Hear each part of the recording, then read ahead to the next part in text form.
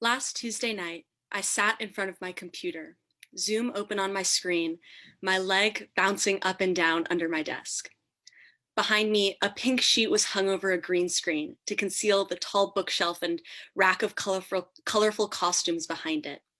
In front of me, three different stacks of papers, pencils, pens, highlighters. Just out of view of my Zoom, a Cliff Bar and my water bottle.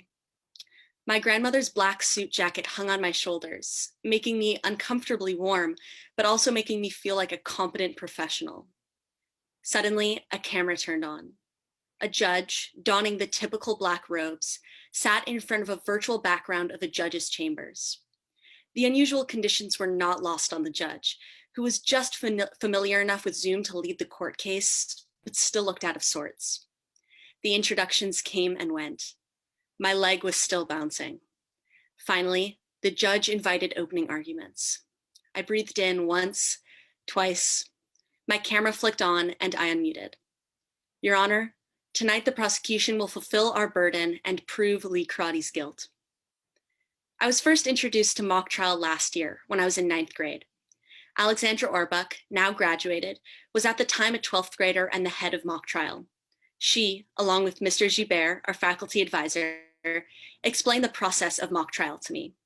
Around October, we would receive a fake court case in which charges were brought against an individual for murder, for robbery, for drug charges, for aiding and abetting. It was the job of each mock trial team to prepare a case for both the prosecution and the defense.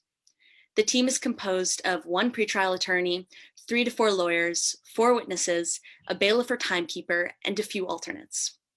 The performance of each team is a delicate balance of analyzing and acting, as the lawyers prepare openings, direct examinations of witnesses, cross-examinations, and closings, and witnesses frantically memorize their brief and the facts of the case.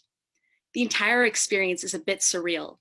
Students passing by a mock trial classroom would see teenagers huddled around computers, gesticulating wildly and using phrases like legal precedent, hearsay objection, and referencing an invisible Your Honor. Last year, I was one of 4 lawyers, responsible for 1 direct examination and 1 cross-examination. As the day of the trial approached, my excitement grew, as did my anxiety, but I had faith in my team, and more than that, I trusted my fellow lawyers to lead me through the whole process. The actual day of the case, on any normal year, is filled with even more insanity. Hundreds of high school students board buses to downtown LA and crowd together outside the Stanley Mosk Courthouse, a stately and aging building in the heart of DTLA. By 5, the halls of the courthouse are filled with hundreds of tie-wearing, line-reciting teenagers who are slowly filtered, one by one, into courtrooms. I have never felt more important or official than when I sat down inside that courtroom. Even when I stood behind the podium, interrogating a witness, my legs shaking beneath me, an actual judge looking contemplatively at me, 3 scorers sitting in the jury box and making marks on their papers, I felt nothing but ready. This year was, for obvious reasons, very different in many ways. Instead of boarding buses, we downloaded Zoom. Instead of hurriedly dressing in Milken bathrooms, we put on a suit jacket and pajama bottoms about 2 minutes before the trial started.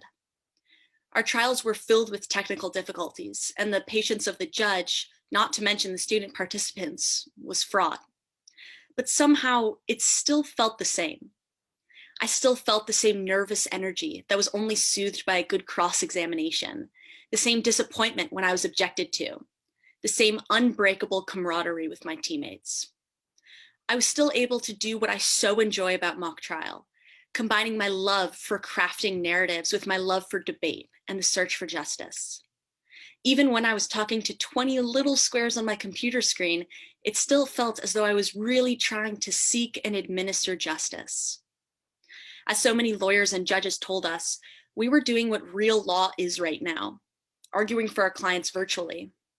But the virtual nature of our trial didn't make the case any less important, and if we didn't know that before coming onto the Zoom, we did once the trial was over. We had an older judge for our second trial. He wore a bow tie and sat in front of a virtual background of the judge's chambers. Throughout the trial, we tried to decipher which way he was leaning from the movement of his bushy eyebrows, from the moments when he seemed to be taking notes on a piece of paper. On the whole, he did not look particularly impressed with our performance. But when the trial was over and the verdict had been given, he sat forward and smiled. He congratulated us on doing such wonderful jobs, as all of the judges do. He gave us some feedback on our performances, but just before he was about to let the scorers speak, he said one last thing. He told us that his generation had done a good job of messing up the legal system, but we, my generation, were going to put it back in order and make it fairer, more just. He said that he had faith in us, that we could fix all of the injustices deeply rooted in the American legal system. And I have to agree.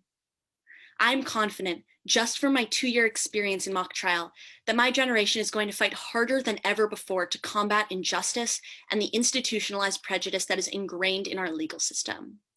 Because mock trial, even when it is virtual, brings actors, storytellers, debaters, and activists together in one place. And together, we can be the next generation of justice. Thank you.